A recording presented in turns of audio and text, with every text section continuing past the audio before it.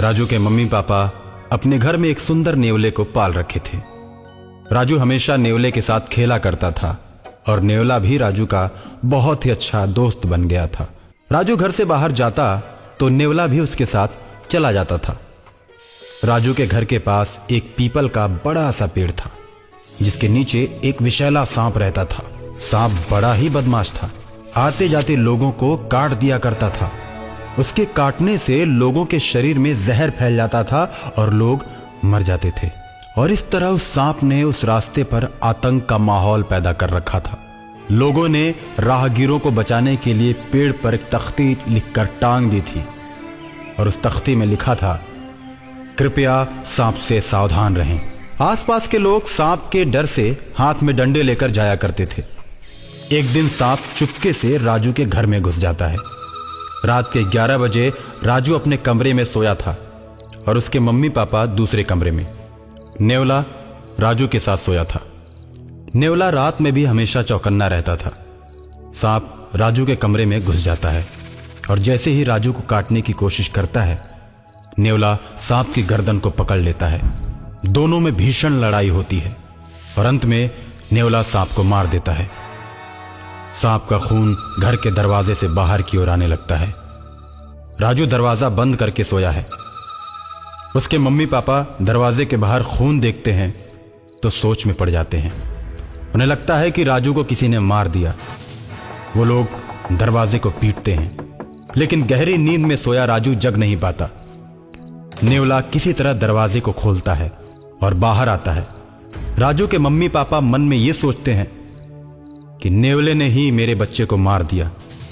इस तरह का विचार आते ही वे दोनों नेवले को पीट पीट कर मार देते हैं। नेवला वहीं तड़प कर दम तोड़ देता है। नेवले की कराह और मम्मी पापा के चिल्लाने की आवाज सुनकर राजू जग जाता है और अपनी मां से बोलता है, मम्मी सुबह सुबह क्यों चिल्ला रही हो? क्या हो गया? राजू की मम्मी उसकी आवाज सुनकर अवाक रह जाती है। उसको अपने गोद में उठाकर उसका माथा चूम लेती है।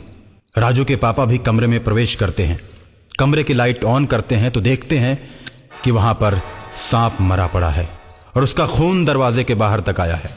शालिनी, देखो ना, इधर सांप मरा पड़ा है। अरे ये तो बहुत ही विषैला सांप लग रहा है। मम्मी, मेरा नेवला कहाँ है? मैं रात को जब सोया तो ये सांप मुझे काटने के लिए आया था। नेवला भैया ने सांप को पकड़ लिया और दोनों में खूब लड़ाई हुई।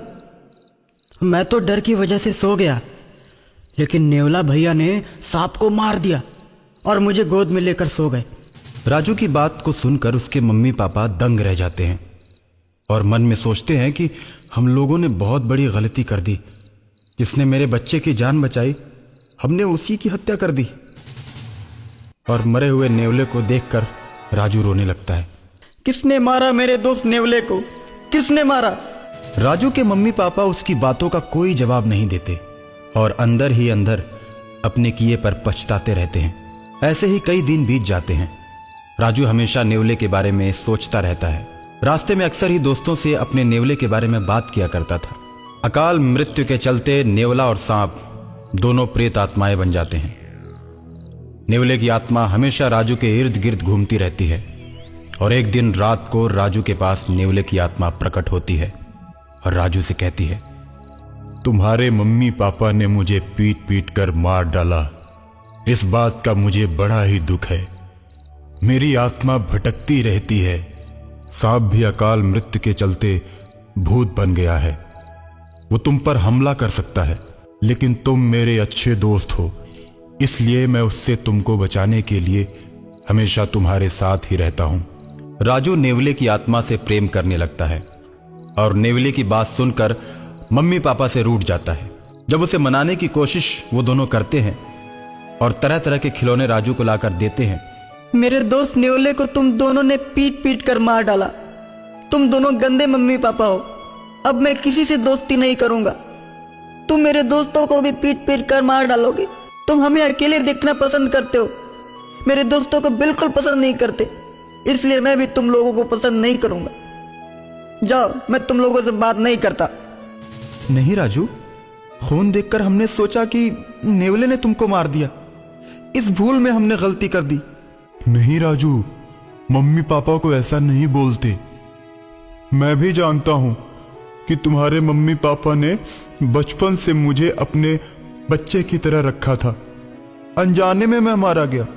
मेरी आत्मा हमेशा तुम लोगों के साथ रहेगी। जब भी तुम्हारे ऊपर संकट आएगा, मैं तुम लोगों की मदद करता रहूंगा। और अचानक एक दिन सांप का भूत राजू को मारने के लिए आता है। राजू को अपनी पूंछ में लपेटकर हवा में उड़ जाता है। राजू मदद के लिए अपने दोस्त नेवले को याद करता है। सांप जैसे ही राजू को ऊपर ले जाकर पटकना चाहता है, नेवला वहां पहुंच जाता है और राजू को सांप के चंगुल से छुड़ा लेता है। सांप नेवले पर टूट पड़ता है। सांप नेवले को पकड़कर उसे पेड़ के पास ले जाता है जहां वो रहता था। अब तो मेरा जहर और भी तेज हो गया है। देखता हो मेरे जहर से तुम लोगों को कैसे बचाते हो। इतना कहकर सांप गायब हो जाता है और बहुत से लोगों को काटकर उन्हें मौत के घाट उतार देता है। लोगों को परेशान देखकर एक तांत्रिक बाबा आते हैं और कहते हैं, एक सांप भूत बन चुका है, वही लोगों को मार रहा है। बाबा, हमें उस सांप के प्रकोप से बचाइए, नहीं तो वो हम सबको मार देगा। तुम लोग परेशान मत हो। ऐसा कहकर तांत्रिक बाबा बीन बजाने लगते हैं। बीन की आवाज सुनते ही सांप की आत्मा मदमस्त होकर तांत्रिक बाबा के पास चली आती है और तांत्रिक बाबा बोतल का ढक्कन खोलकर सदा के लिए उसकी आत्मा को उसी में कैद कर लेते हैं और शहर को सदा के लिए सांप के भय से मुक्त कर देते हैं।